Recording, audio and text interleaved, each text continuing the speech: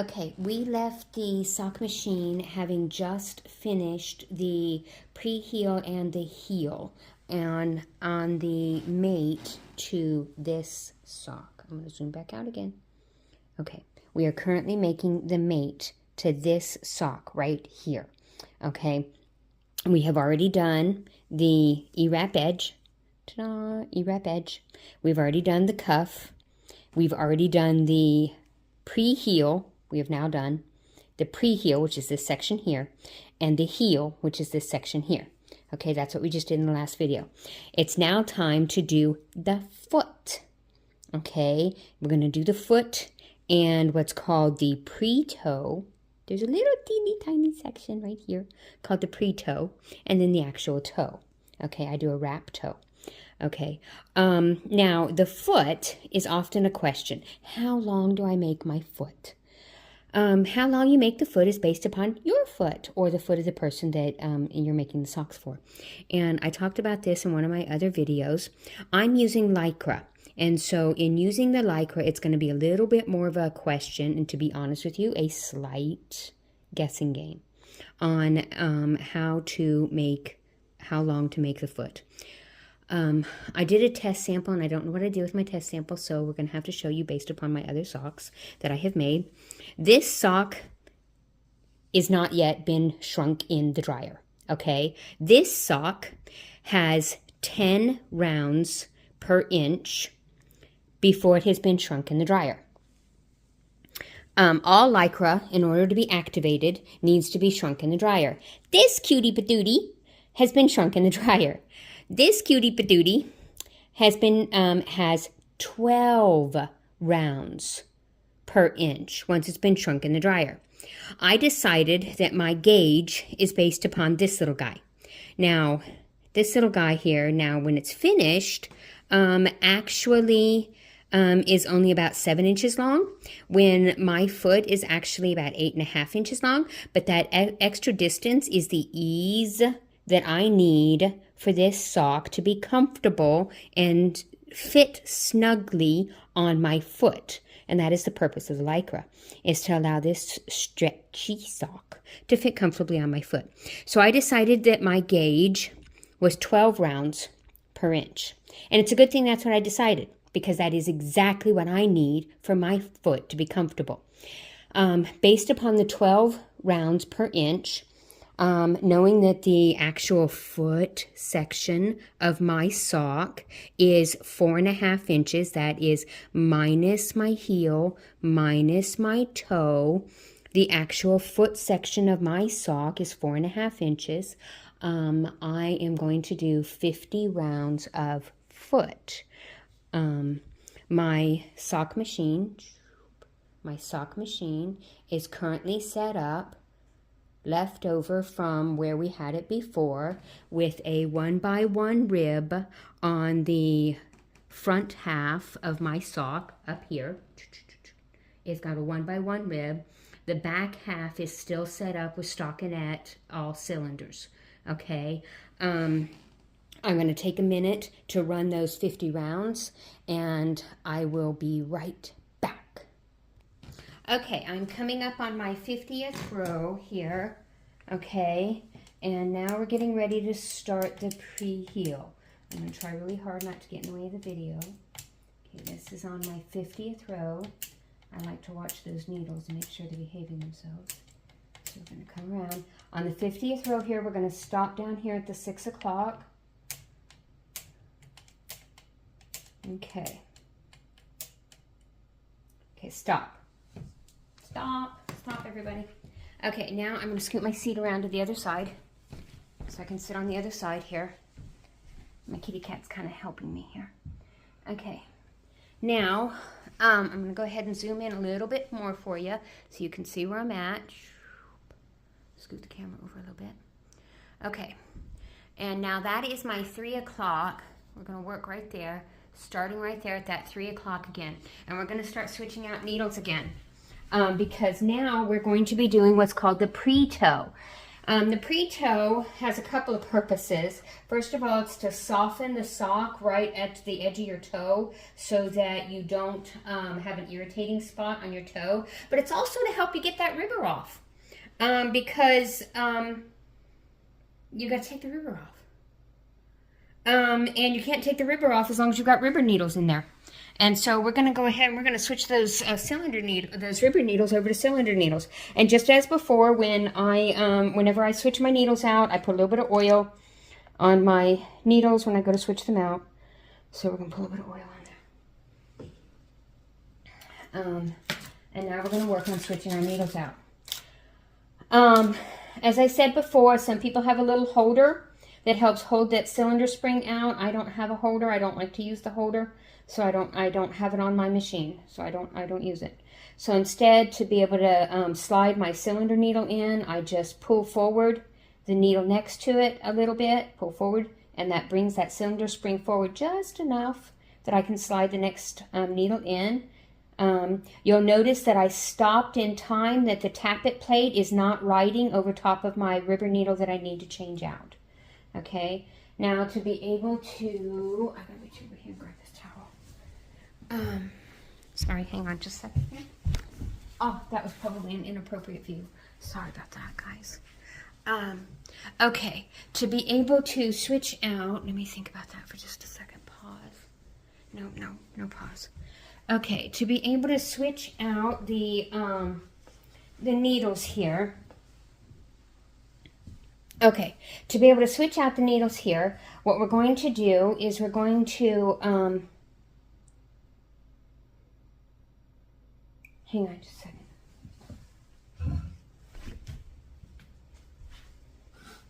No. Okay. All right, to be able to switch out the needles here, what we're going to do is we're going to pull out the ribber needle. I'm going to pull the ribber needle forward. Pull the ribber needle forward. We're going to pick it up, and without dropping the stitch that is on the ribber needle, it's going to lift up. You're going to lift that up. You're going to see a loop form, and you're going to take that loop that is the stitch and take it over top of the cylinder needle. And once you know that that's loop and that stitch is firmly and securely on top of the Once you know that stitch is firmly and securely on top of the cylinder needle, you can pull that ribber needle right out, just like that. There it goes. Okay, I'm going to do that again. Again, I am going to pull that needle that's next to it right out just a little bit, slide that cylinder needle in, pop that cylinder needle down, pull the ribber needle forward, lift the ribber needle up, make a loop with that stitch, put that stitch loop over top of the cylinder needle. Once it's secure, and I'm sure it's secure, I'm going to pull that ribber needle out. And I'm going to continue to do that all the way around until I have all of those ribber needles traded out. To have all the ribber needles that are traded out, that are still left inside the ribber. Which is, of course, only half of them right at the moment. So I will be back in just a moment. I'm going to put you on pause while I do that. I'll be right back. I'm not quite finished changing out these needles, but I've gotten to the point where my tappet plate is, my ribber arm. I've gotten to the point where my ribber arm is in my way of changing out the needles, so I wanted to show for those people that are just now joining me that when I advance so that I can reach these, I put my finger on top of where I'm working, on top of the ribber needle that I'm working on, the next one I'm working on, so that when this tappet plate advances forward, it doesn't go forward too far, and that I can still access where I'm at. So I'm going to go ahead and advance because I can't reach the next things that I need to work on. And so now I'm advancing so that I can reach them, but I kept my finger there so that the tappet plate didn't roll over top of those. And I wanted to show that for those people that are just now joining me. Okay, now I'm going to go ahead and pause, and I'm going to do those last couple of ribber needles switching over to cylinder needles. I'll be back in just a minute. Okay, well, you remember how many times I emphasized to make sure that that stitch is firmly and solidly on that cylinder needle before you take the rubber needle out? Well, guess what? One of mine was not. So I dropped one of these. So when we take this rubber plate off, you are going to see that one of mine dropped. And I will get the opportunity, much to my not desire, to show you how to pick that back up again. I didn't want to show that, but guess what? I get to show that to you. Awesome. I'll show that to you here in just a second. Now, what I'm going to show you next, though, is how to go ahead and take this rubber plate off, because I have now removed all of the rubber needles and switched them over to cylinder needles, with the exception of the one that I dropped. So, the next thing that you do is you now get to take the rubber plate off, and you take the rubber plate off by reaching down here to this little brass knob and unscrewing it. You unscrew that first, and then you lift this up. It's that simple. And the rubber plate comes off. Oh, and look, ta-da, a run. That run is very bad. I apologize for that. That is me being a human being and making a mistake. Okay, so what are we going to do about that mistake? Okay, well, we're going to find a latch hook tool. This is a latch hook tool. Let's see if I can get it in the camera. Come on, camera, focus on it. Focus on my latch hook tool, camera. Come on, right here, camera. Camera. No, my camera does not want to focus on my latch hook tool. Come on, camera. Come on, camera, find it. Find my latch hook tool. Okay, my camera is just not finding my latch hook tool. Come on, puppy, come on, puppy, come on, puppy. Come on, puppy, you can find it, you can find it, you can find it. It is right there in front of you. It is right there in front of you. Okay, my camera is just totally not finding that latch hook tool. But I promise you, there's a latch hook tool right in front of my camera. And it looks a lot like one of my needles, except it's got a little hand, it's got a longer handle on it and such. Okay, so the first thing that we're going to do is we're going to find us a latch hook tool. And the second thing that we're going to do is we're going to take the weights off of the bottom of my knitting. I'm going to take the weights off the bottom of the knitting. Take the weights off, all the weights. Take all the weights off. Because the weights are pulling on the knitting and they are making that run further faster. So we're going to take the weights off. That's the next thing that we're going to do.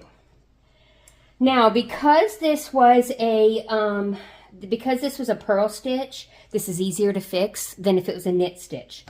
Because this is going to knit on the inside of the sock rather than on the outside. So it's going to knit inside the cylinder, which is easier, a lot easier. Now, without the weights on it, I'm going to go down and I'm going to find where that has ran down to, and I'm going to pick that up on my latch hook tool. Sure I am. I'm going to pick it up with my fingers first because it's easier. Now I've got to pay really close attention that I do not accidentally pop this off of any other needles, because I don't want more than one run. More than one run would be super annoying. And let's not get more than one run. Here, okay. I now have the active stitch caught onto my latch hook tool, which I will now push that active stitch behind the latch. Okay, can you guys see what I'm doing? Can you see what I'm doing? I need to zoom in probably. I probably now need to zoom in further so that you can see what I'm doing here. Okay, let's zoom in further. Let's zoom in further. Let's get up a little bit here. Okay, let's zoom in further here so you can see what I'm doing. Okay. I don't know if you can see me. This is really dark in this area here. It's kind of dark in this area here. Okay, what I have done so far, let's see if you can see it. Okay, what I've done so far is I have caught the active stitch. There was an active stitch that was down in there. I've caught the active stitch and I've caught it up on my latch hook tool here. and I got it back behind the latch, the current latch, on my latch hook tool. Okay, now I'm going to go to the next bar or loop in the row, and I'm going to put that inside the latch hook, just like that. Okay, now I'm going to pull that through the stitch, and then I'm going to slide that back behind the latch, just like that. Then I'm going to walk my way up through the bars. I'm going to pick up the next bar, pick up the next bar, put it inside the latch, slide it through that loop, pick up the next one, put that one behind the latch, pick up the next one. Okay, and put it inside the latch, pull it through, and then put it back behind the latch. Okay, now as you can see, I've got quite a few of those to go through. I'm going to go through those until I get up to the top. That's going to take me a minute, so guess what? I'm going to put you guys on pause again. I'll be back. I'm wondering if you could see any of what I just did, or if my hand was in the way, so I'm going to try to show that again and demonstrate that one more time. I'm hoping to move my hand out of the way and show you again that what I was doing was I was putting I've got an active loop on my hook, trying to move my hands out of the way a little bit better. Okay, I've got an active loop on the hook, active loop on the hook, push that past the latch. Can you see that? Push that past the latch. Then I'm taking this, hoping that my hands are out of the way. And then I'm going and I'm picking up the latch, the next bar. I'm picking up the next bar that is on the row inside the sock machine. Can you see this? Picking up the next bar inside the sock machine. I'm putting it inside the latch. Inside the latch, then I'm pulling that through the loop that was on the bar, that was on the latch, and pushing that loop now behind the latch. Then I'm going to the next bar that's available in the row. Nope, my hand's in the way again. Then I'm going to the next bar that's in the row, and I'm picking it up and putting it inside the latch. Can you see that? Putting that inside there, and then I'm going to pull that one through the loop that's on there, and then push that one through. There we go. Now hopefully you were able to see that time and my hands were not in the way.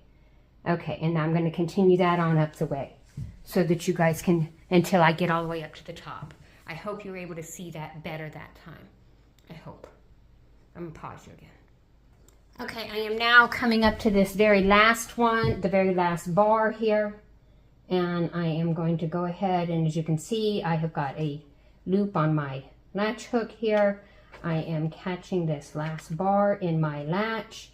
I'm pulling this last bar through my loop that was on my hook. Now I've got a loop on my hook, and I have no more bars. So now I take this last loop, and I very gently, while holding pressure on my knitting to keep it from knocking any other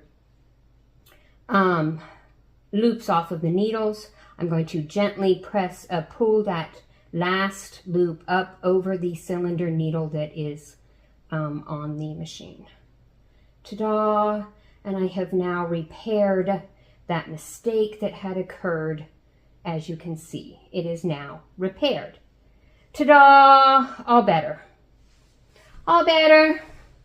Okay, that was aggravating, but you got to see a repair. There you go. Now, and that is the top of my foot of my sock. The top of my foot of my sock, the bottom of the foot of my sock. There we go. And now it's time to do the pre-toe. The pre-toe is actually super simple. Pre-toe, now that we have switched out the needles, the pre-toe is just simply 3 rows of stockinette. So we are now going to do 3 simple rows of stockinette, which is just, oh, I gotta put my weights back on. Can't do any knitting without any weights on it. Don't do any knitting without weights on it. So I'm gonna scoop my buckle back up. Scoop my buckle back up. Past the heel. Scoop the buckle up past the heel. And put my weights back on. No knitting without weights. That makes a mess. Okay. There we go. There we go. Okay. Weights back on. There we go. Huh. There we go. All better. Okay. Now we can knit. Okay. Let's see where the camera's at. Okay, let's bring the camera back out a little bit. Camera back out a little bit so you can see what I'm doing. There you go. Stockinette. 3 simple rounds. 3 simple rounds. Back to where we were. Pre-toe. 3 simple rounds. Except it's actually going to be 2 3/4 because we're going to stop at 6 o'clock again. And look, that knitted just fine where I had done that repair at. Yay, it knitted just fine. 252. Okay, and then we're going to come up on 53, and we're going to stop at 6 o'clock at 53. Okay, I'm going to stop right here. Stop. Okay, because now it's time to do the toe. To be honest, this toe is just a wrap toe, just like I had in my other video, with a wrap toe. And as a wrap toe, all we're going to do is we're just going to lift from 3 o'clock around the front, around what's the front of the toe, the back of my cylinder. I've mentioned before, some people lift these with their fingers, some people lift it with a crescent tool. I don't lift with my fingers because I think they're pokey. I don't lift with the crescent tool because I'm clumsy with it. So I lift with my pick tool.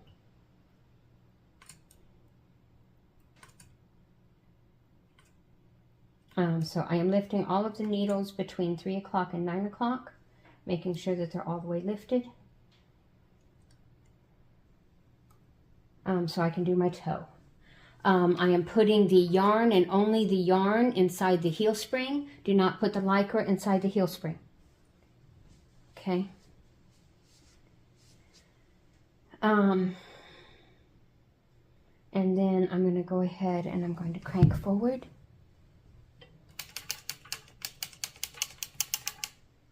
I do a wrapped heel. I do a wrapped heel. So the first half of the heel is pretty much the same as a 50-50 heel. The second half of my heel is going to be different than a 50-50 heel. It's going to be a wrapped heel. So, so the same as a 50-50 heel, I'm going to lift one. I mentioned in my, no, it's a wrapped toe. Sorry, guys. Wrapped toe. It's still going to be a toe. It's the same as a 50-50 toe. I mentioned in my heel video that the wool with the Lycra is kind of sticky. And so I have to kind of keep tension on my yarn even though I'm using a heel spring. So you're going to see me tugging on my yarn to make sure that I've got proper tension on my yarn. And that's just because it's a little bit sticky. Okay. As I said, I lift with my pick tool because I think the needles are pokey and I don't like them pokey. The first couple of passes I can do without any weights on them because it allows me to. But after the first couple of passes, I'm going to need to add some heel weights.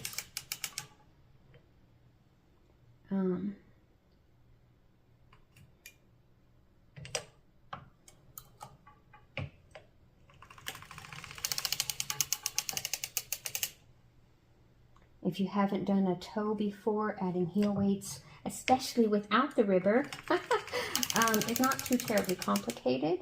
I'm probably going to add heel weights here just as soon as I get back over to the other side. Yep. Okay, at this point in time, I don't know if you can see what's going on here, but at this point in time, I'm going to scoot the camera down just a little bit so you can see it. At this point in time, the yarn did not settle down on the needles. See how that yarn is lifted up on the needles? The yarn did not settle down on the needles, and the needles did not open up all the way. This means I need to add heel weights for anybody that has not done a toe before.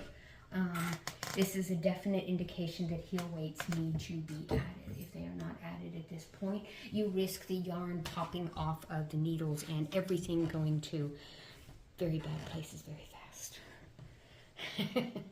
Okay, so adding heel weights is actually not complicated. If you haven't done it before, it's not complicated. This is a heel weight. If you haven't seen one before, this is a heel weight. It's got a fork at one end. It's got a weight at the other end. This is a heel weight. Okay, so adding a heel weight, you come up from the bottom. When I'm doing it without the ribber, it's easier. When I'm doing it without the ribber, all I do is I just kind of bring it up and I use my fingers to help poke that fork in from the top. With the ribber, that was more complicated because I couldn't get from the top. Because I couldn't access the fabric from the top. So, which it took me a little while to figure out how to solve that. And you try to bring the forks in kind of pretty close to where you're working at right at the moment, because you want it to pull down the yarn right about where you're working right at the moment. So you try to bring those forks in kind of pretty close to where you're working at. And you may have to adjust those forks after a while, because they may not continue to pull the pull it down, and that's okay. That's okay if you have to adjust them after a while. And you want one in the center because you want the center to try to pull down too. I didn't get that one settled very well. Okay, I'm going to try that again because that one didn't settle in very well. There we go. That's better. Okay. All right. Continuing. Lift. Okay. And I'm going to continue to do this for a few minutes, where I lift one at a time on each side. I may have to adjust or whatever my heel weights, but this is going to take me just a few minutes. And as before, once I think I'm being repetitive and maybe just, a little bit tedious, I'm going to put you on pause and I'll be back in just a bit. Okay, I have done all of my all of my decreases on my toe, and now it is time for me to do my increases. Because this is a wrapped toe, I do it a little bit differently than a 50-50 toe. So what I do now is I am going to lower on the same side as the yarn carrier. And so I'm going to lower two, only on the first pass do I lower 2 needles. First pass on each side. I lower 2 needles. But I don't lower them, in case you haven't heard this yet, I don't lower them all the way. I only lower them part way. I'm holding the active yarn out of my way, and then I am lowering the 2 needles part way, only until the latches. I only lower them until the latches just touch the yarn. Just touch it. This is a needle in fully lowered. This is a needle partly lowered. Okay, so I only lower it part way. If I were to lower it fully, then when the yarn carrier comes around, then this latch will jump up here too fast, and it'll drop the stitch before the yarn carrier can bring the new yarn through, and it'll drop the stitch. So you only want to lower it part way to give it time for the yarn carrier to pass through, give it new yarn, and then the latch can close over top of the new yarn and it won't drop the stitch. Okay, so only lower it part way. Okay, so I'm going to lower it part way, and then to call this a wrapped toe, I'm going to take this yarn the active yarn that I was holding out of my way, and I'm going to take it and I'm going to bring it back behind those 2 needles that I just lowered. Back behind those 2 needles that I just lowered, just like that. Okay, now remember I have sticky yarn, so I'm going to help guide that yarn so that it doesn't create a bunch up right here. I don't want it to bunch up right there. Oops, I caused a little issue there. There we go. I don't want to cause any issues right there, so I'm going to make sure that I don't have any issues. And I'm going to slowly bring this around, just like that. There we go. Okay.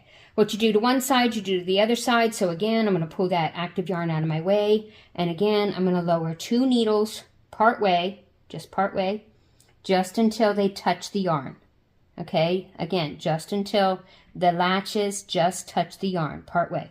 And then again, I'm going to bring that active yarn and I'm going to tuck it back behind them, wrap back behind them. And again, I'm going to make sure that my sticky yarn doesn't bunch up. And then I'm going to bring it back through. Okay, on the second pass, on the second pass, I'm going to go through and I'm only going to lower 1 needle. Okay, just 1 needle at a time. Okay, and then again, bring that active yarn and wrap it back behind it.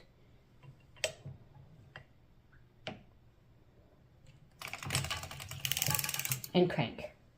What you do to one side, you do to the other side. Lower 1 needle and only 1 needle. Whoops, that's got a closed latch. See, I was watching my latches. That's got a closed latch. Don't let that have a closed latch. Active yarn. Okay, bring that down to where that latch just touches the yarn. Bring the active yarn and wrap it back behind, just like that. Whoops, include the Lycra. There we go. Okay, now I can crank. If you're watching your latches, you're also going to make sure you don't have any closed latches. Okay, I'm going to do that for the next couple of needles. I'm not going to do it for all of them, but I'm going to do it for the next couple of needles. And then before I get to the end of this, I'm going to show you the last one is special. So let me pause this. While I do this for the next couple of needles, and then before I finish, the last row is special, and I'll show you that in just a minute. I'll be right back. Okay, I am on the last needle before 3 and 9 o'clock. Okay, this is my 3 o'clock position. This is my 9 o'clock position over here. I still have 1 cylinder needle before 3 o'clock, 1 cylinder needle before 9 o'clock. This is technically my last row of my toe. What I'm going to do now is I'm still going to pull my active yarn out of the way before the last needle before my 3 o'clock. I'm still going to lower this needle just like I've been lowering the others, okay? I'm still going to lower this needle just as I've been lowering the others. But before I crank, and I'm going to go ahead and put the active yarn back behind it, just like I was the others. But before I crank, this is very important. Before I crank, I am also going to lower this last needle before 9 o'clock. Okay? That's very important. Very, very super duper important. Okay? So now I'm ready to go ahead and crank.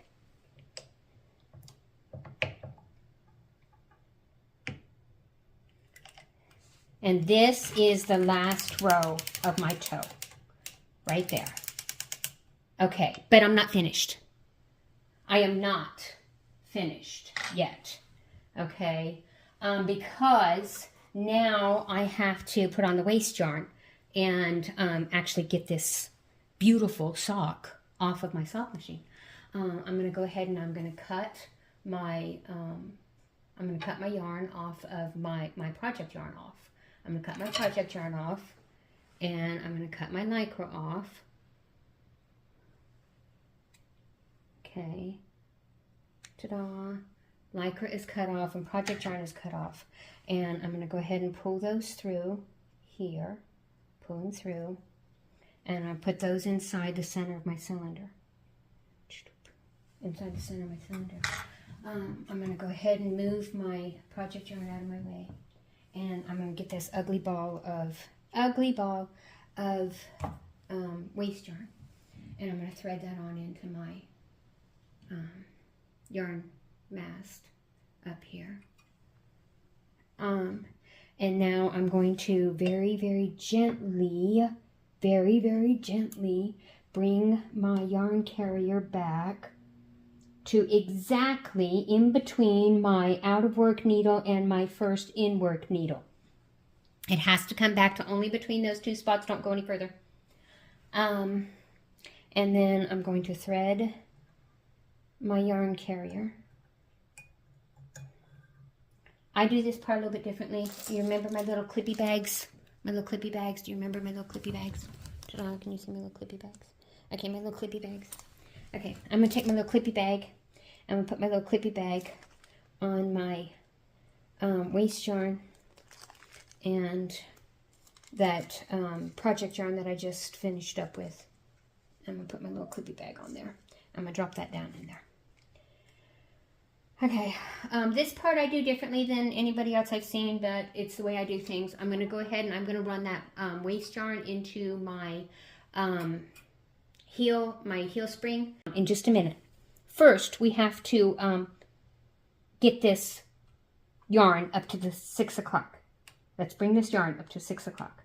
Let's get our waste yarn up to 6 o'clock. Waste yarn, 6 o'clock. Waste yarn, 6 o'clock. Now we can bring our out of work needles back into business. Stop right here. Okay, now heel spring. I still have my heel spring on my waste yarn, but now we got to carefully bring our out of work needles back into work.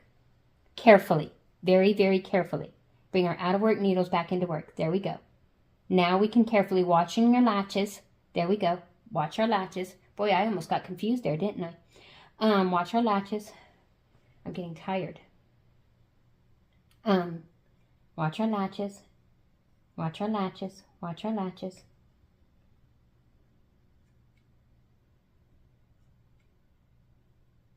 Oh, I've got some more. Look at that. I was watching my latches and I noticed that I had a closed latch. Shoop, open that latch back up again. You do not want to drop things right now. Oh my goodness gracious, you don't want to drop things off right now. Okay. Whoops, I think I got my head in the camera again. I was trying really hard not to do that. Okay. Okay. Watching latches, watching latches, watching latches, watching latches. Bring these little puppies down, bring them down, bring them down, bring them down, bring them down, bring them down, bring them down.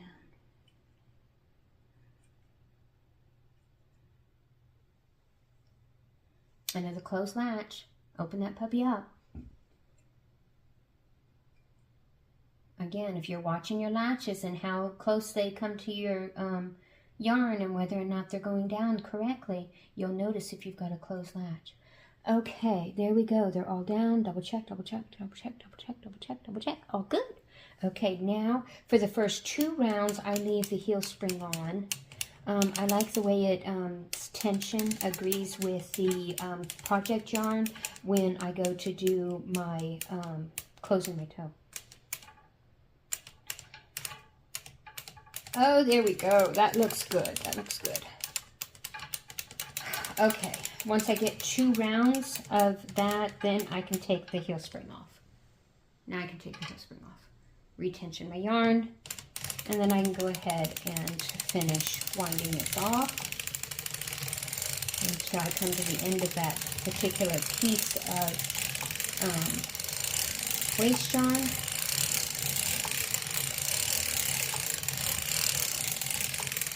And as I said, this is just an ugly ball of waste yarn that I reuse over and over and over again. Okay, there's the end of that ugly piece of waste yarn. Okay, I hold on to it as it comes to the end so that it doesn't get caught back up into the works.